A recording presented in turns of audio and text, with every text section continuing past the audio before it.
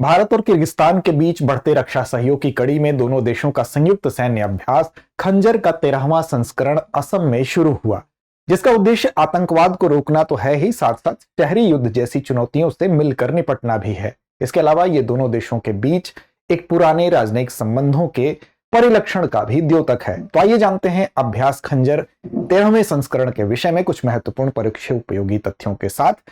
क्या है इसका इतिहास? देखिए, अभ्यास खंजर जो है, जिसकी शुरुआत हो गई है भारत और किर्गिस्तान के बीच में। अगर हम बात करें इस अभ्यास की, तो भारत और किर्गिस्तान के बीच में यह अभ्यास होता है। ये संयुक्त सैन्य अभ्यास है जिसमें कि भारत और किर्गिस्तान दोनों की भागीदारी है। खंजर का ये कौन सा संस्करण है?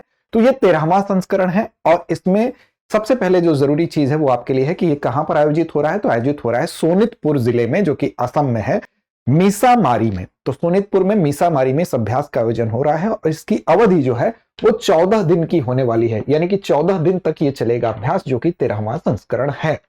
अब इसी से संबंधित महत्वपूर्ण तथ्यों को देखते हैं। तो दरअसल सबसे पहले आप देख लीजिए कि किसके साथ हमारा ये सैन्य अभ्यास है। तो किर्गिस्तान के साथ है। किर्गिस्तान जो कि मध्य एशिया में जिसकी स्थिति आप देख रहे हैं, इसके पड़ोस में नीचे ताजिकिस्तान है, ऊपर जो है आप देख रहे हैं कजाकिस्तान है, और चीन से ये इसकी सीमा सटी हुई है।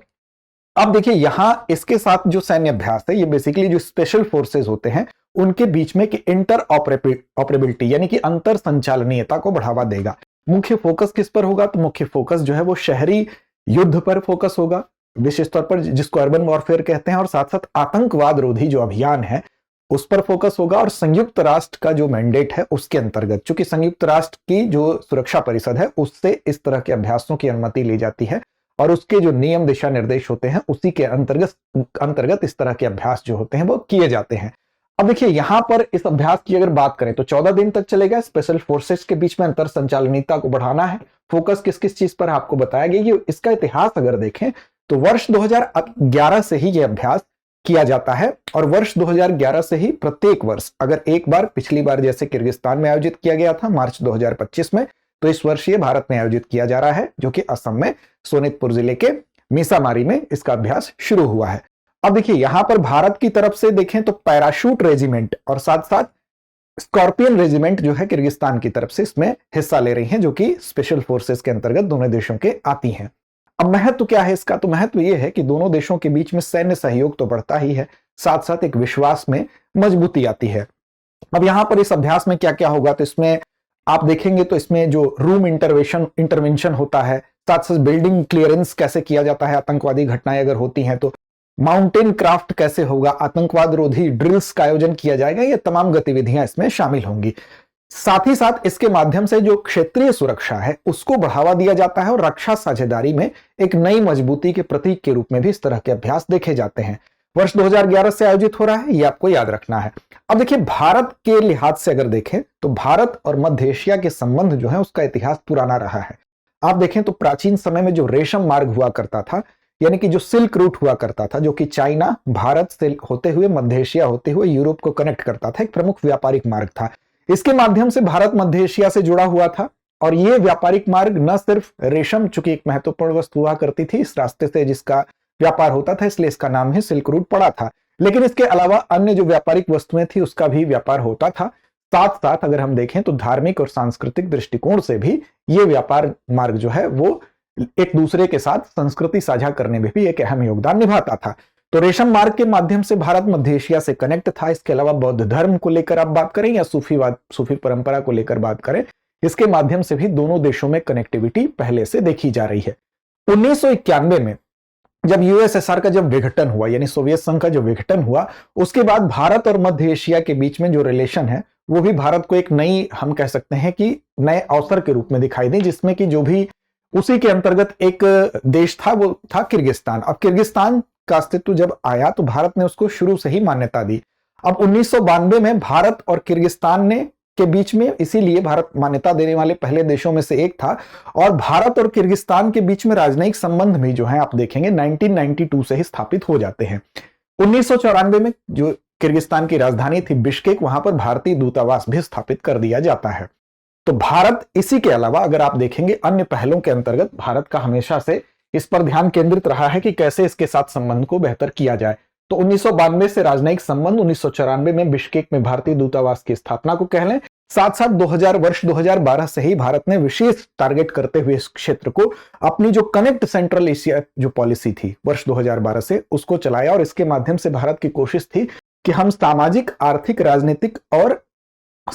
आर्थिक इसके अलावा राजनीतिक नहीं बल्कि रक्षा और सांस्कृतिक इन क्षेत्रों में सहयोग को हम बढ़ावा देंगे। और विशेष फोकस किस पर था? रक्षा और ऊर्जा पर था कि इसकी कनेक्टिविटी पर भारत और मध्य एशिया के बीच में विशेष तौर पर हम देखें इस मध्य एशियाई देशों के साथ हम बेहतर करेंगे। तो इस तरह से किर्गिस्तान की भी स्थिति वहां है। अब किर्गिस्तान से भारत के संबंध मधुर रहने के कारण एक और है, किर्गिस्तान ने समय समय पर भारत का समर्थन भी किया है। किर्गिस्तान एससीओ के संस्थापक देशों के रूप में भी जाना जाता है, और एससीओ में भारत की सदस्यता को लेकर भी किर्गिस्तान ने समर्थन किया था, और साथ साथ यूएनएससी में यानी संयुक्त राष्ट्र सुरक्षा परिषद में भी भारत की भूमिका का इसने हमेशा से समर्थन किया है। तो इस तरह के जो अभ्यास होते हैं वो दोनों देशों के बीच में न सिर्फ रक्षा के क्षेत्र में एक इंटरऑपरेबिलिटी बढ़ाते हैं, अंतर संचालनीयता बढ़ाते हैं, बल्कि हम कह सकते हैं कि दोनों देशों के बीच में जो एक ओवरऑल संबंध होता है उसमें भी एक विश्वसनीयता के प्रतीक के रूप में जाने जाते हैं। तो चलिए अब आगे बढ़ते हैं और जानते हैं एक महत्वपूर्ण सूचना के बारे में। यह सूचना आपके लिए है कि हम दृष्टि आईएएस की तरफ से आपके लिए एक ऐसा कोर्स लेकर आए हैं जिस कोर्स के माध्यम से आगामी अपनी यूपीएससी की तैयारी आप बेहतर ढंग से कर सकते हैं अपने घर से। अब देखिए इस कोर्स में खास बात क्या है, तो इसकी जो कीमत है वो 24,999 के अंतर्गत ही ये कोर्स आपको मिलेगा। उसमें भी अगर आप कूपन कोड अप्लाई करते हैं GS studio foundation live online course में, तो आपको इस फीस में भी अतिरिक्त छूट मिलती है। AMITABH ये इसका कूपन कोड है।